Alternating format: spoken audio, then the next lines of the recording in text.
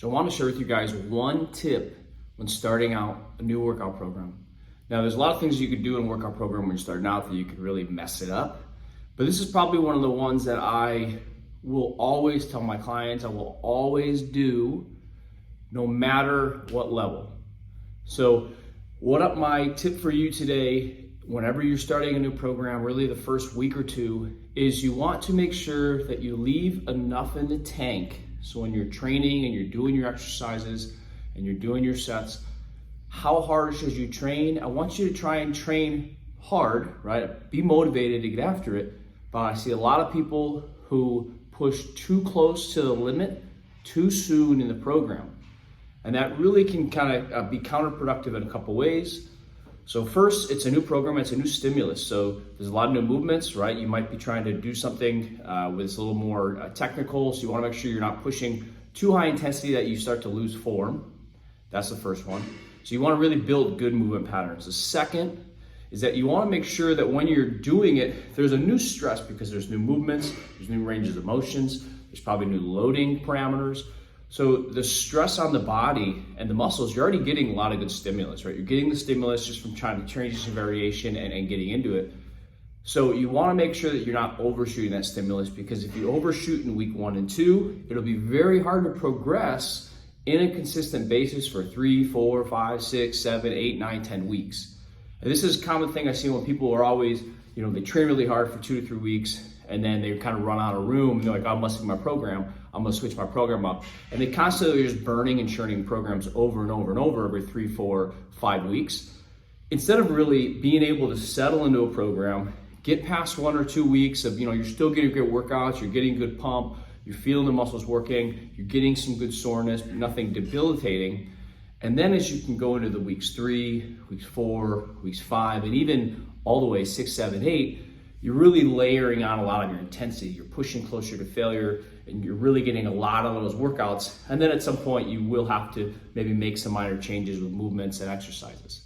So when I start out, remember, always want to think about leave something in the tank. So what does that mean? When I am going for like more size and hypertrophy, I might start and do 2 to 3 sets per exercise, and maybe I'm doing 5 to 7 exercises a day, training, maybe 2 muscle groups if I'm doing body part splits, 3 muscle groups potentially if they're smaller. And I want to make sure that, in the session, the first week of those sessions, I'm getting good pumps. So if I'm doing my chest, I'm getting things, I'm feeling my chest working, I'm feeling that muscle pump. And then as I get into the next day, I'm getting some soreness, and then I can train, that muscle a couple days after, maybe some stiffness, but I'm able to kind of get after it and get into it. Now, by doing 2 to 3 sets, from there, I can then progress my set volume across the course of the weeks. So maybe in the first week, per muscle group, I'm doing, in that session, maybe it's 6 to 9 total sets. Over the course of weeks, and maybe now it's week 6, now I'm doing, 9 to 12, 9, maybe even at 15 total sets. So I'm really kind of adding a little bit of sets every couple weeks, really monitoring how that's going. But if I just go out of the gates and I just go crazy, 15, 20 sets of a muscle group, and I hammer it, where am I gonna go in the next 6 to 8 weeks? And that's really the big thing, is that muscle growth is not a singular session.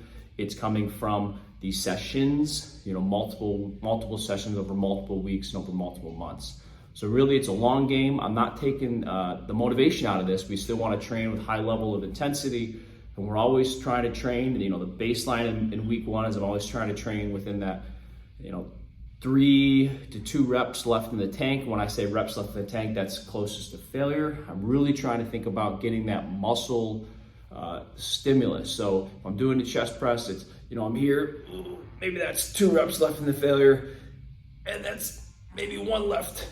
I'm not, I could do 2 and I could squirm around. And that's the biggest thing, is when you're training close to failure, make sure you're not breaking down your form. So I like to think of it, to call this technical failure, right? You can have, the more advanced you are, typically you're very good. Your technical failure and your muscle failure are pretty much the same. A lot of beginners, they have muscular failure over here and then technical failure over here, and they usually hit technical first before muscular.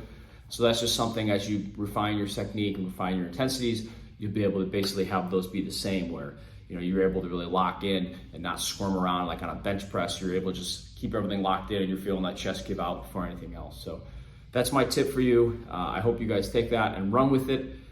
Make sure you guys subscribe to this channel, comment below with any questions you have, and I will be posting a little more of these tidbits here so to help you guys with your training. All right, until next time, get after it, get a good pump, and I'll see you later.